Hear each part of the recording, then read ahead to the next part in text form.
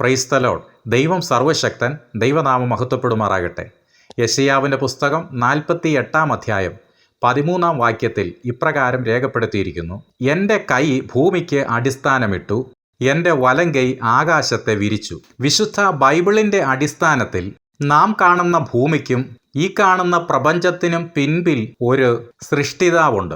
അതെ, സർവശക്തനായ ദൈവമാണ്. ഇല്ലാത്ത ഒരു വസ്തുവിൻ്റെ പേര് നമ്മൾക്ക് പറയുവാൻ കഴിയുകയില്ല. കാറ്റ് നാം കാണുന്നില്ലെങ്കിലും കാറ്റിൻ്റെ പ്രവൃത്തികൾ നാം അറിയുന്നു. ശക്തമായി വൃക്ഷങ്ങളും ഇലകളും ചലിക്കുമ്പോൾ നാം മനസ്സിലാക്കുന്നുണ്ട് ഇതിൻ്റെ പിൻപിൽ ഒരു വലിയ കാറ്റ് അടിച്ചുകൊണ്ടിരിക്കുകയാണ്.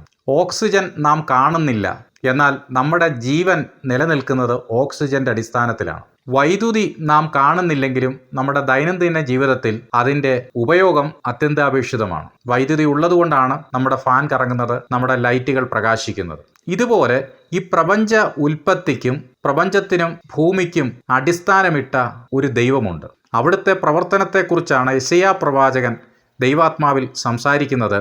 എൻ്റെ കൈ ഭൂമിക്ക് അടിസ്ഥാനമിട്ടു, എൻ്റെ വലങ്കൈ ആകാശത്തെ വിരിച്ചു. ഭൂമിക്ക് അടിസ്ഥാനമിട്ടവൻ, ഭൂമിയുടെ അടിസ്ഥാനം ഉറപ്പിച്ചവൻ, ഭൂമിയുടെ അളവ് നിയമിച്ചവൻ, ഭൂമിയുടെ അറ്റങ്ങളെ പിടിച്ചവൻ, ആഴത്തിന്റെ ഉപരിഭാഗത്ത് വൃത്തം വരച്ചവൻ, ഭൂമിയെ നാസ്തിത്വത്തിന്മേൽ തൂക്കിയവൻ, ഉത്തരദിക്കിനെ ശൂന്യത്തിന്മേൽ വിരിച്ചവൻ, ഭൂമിയുടെ ഉന്നതികളിന്മേൽ നടകൊള്ളുന്നവൻ, ഭൂമിയുടെ വിശാലത ഗ്രഹിച്ചവൻ, ആഴിയുടെ മുഖം അറിഞ്ഞവൻ, പ്രഭാതത്തിന് കൽപ്പന കൊടുത്തവൻ, അരുണോദയത്തിന് സ്ഥലം നിർദ്ദേശിച്ചവൻ, ഭൂമിക്ക് മേഘത്തെ ഉടുപ്പാക്കിയവൻ, ഭൂമിക്ക് കൂരിരുളിനെ ചുറ്റാടയാക്കിയവൻ, ഭൂമിയിൽ ഗർഭത്തിൽ നിന്ന് എന്ന പോലെ സമുദ്രം ചാടി പുറപ്പെട്ടപ്പോൾ അതിനെ കതകുകളാൽ അടച്ചവൻ, ഇത്രത്തോളം നിനക്ക് വരാം, ഇത് കടക്കരുത്, ഇവിടെ നിന്റെ തിരമാലകളുടെ ഗർവം നിലയ്ക്കും എന്ന് കൽപ്പിച്ചവൻ.